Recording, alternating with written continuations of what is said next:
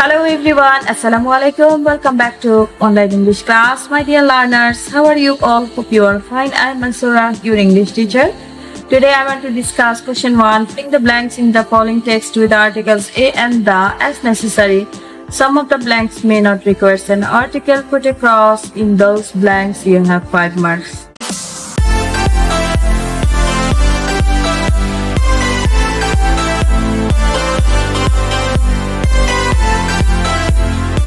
Dear learners, লক্ষ্য করে দেখো এখানে কি বলা হয়েছে as necessary a and the, যেখানে প্রয়োজন সেখানে a and the বসাবো।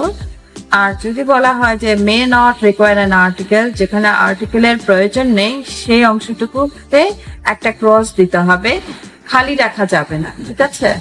Let's have a look the text. Patriotism হচ্ছে দেশপ্রেম, is হয় noble virtue, যে মহৎ গুণ। লক্ষ্য করে দেখো এখানে যখন আমরা আর্টিকেল বসাবো এ এন্ড, সেক্ষেত্রে কিন্তু আমাদের সাউন্ডের ব্যাপারটা আছে, কনসোনেন্ট ভাওয়েল সাউন্ড কিনা। এন হচ্ছে কনসোনেন্ট, তাই তার পূর্বে কিন্তু কি বসেছে a. Patriotism is a noble virtue, যে দেশপ্রেম হচ্ছে বা হয় একটি মহৎ গুণ। It inspires man to dedicate his life for the freedom of his country. তাহলে এখানে কি হয়েছে দেখো, ম্যান হচ্ছে কনসোনেন্ট, তাই এ বসছে যে ইট ইন্সপায়ার্স এ ম্যান, যে এটা বা ইহা অনুপ্রাণিত করে ম্যান মানুষকে বা ব্যক্তিকে, কারণ এখানে কিন্তু ম্যান বলতে কিন্তু সমগ্র জাতিকে বোঝানো হয়েছে বা সব ব্যক্তিকে বোঝানো হয়েছে, যে ম্যান টু ডেডিকেট উৎসর্গ করে হিজ লাইফ, যে তার জীবনকে ফর দ্য ফ্রিডম, ফ্রিডম হচ্ছে স্বাধীনতা, ফর দ্য ফ্রিডম স্বাধীনতার জন্য, অফ হিজ কান্ট্রি। এখানে লক্ষ্য করে দেখো কান্ট্রি যে পজিটিভ, যে তার দেশের জন্য বা তার দেশের স্বাধীনতার জন্য সে কি করে, যে জীবনকে উৎসর্গ করে। কেন? যে তার ভিতরে যদি প্যাট্রিয়টিজম থাকে, যে দেশপ্রেম থাকে, তাহলে এখানে কিন্তু কোনো আর্টিকেলস বসবে না, তাই এখানে আমরা ক্রস দিয়েছি।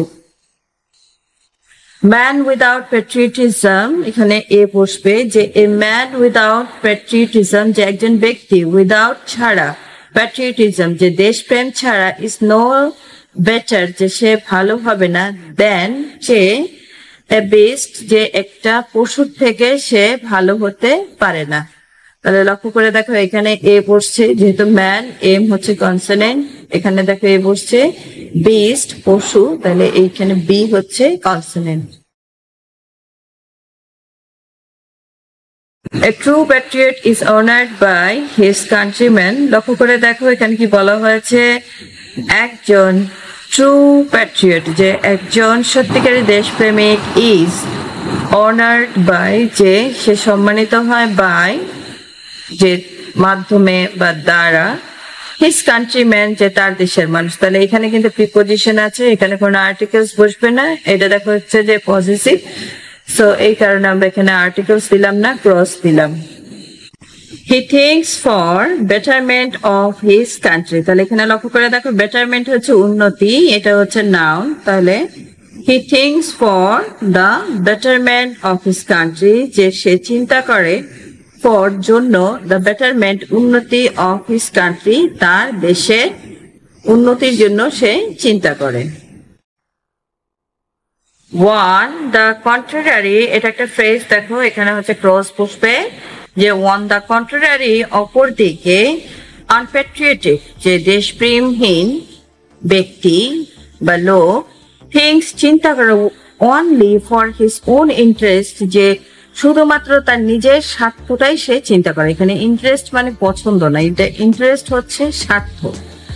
দোজ হু ডাই, যারা মারা যায়, ফর দ্য কান্ট্রি, যে দেশের জন্য, আর ট্রু প্যাট্রিয়টস, যে তারা সত্যিকারই দেশপ্রেমিক, যে যারা মারা যায় তারা সত্যিকারই দেশপ্রেমিক। এখানে লক্ষ্য করে দেখো যে এটা নাউন, কান্ট্রি নির্দিষ্ট করে বলা হয়েছে, তাই তার পূর্বে দা বসেছে।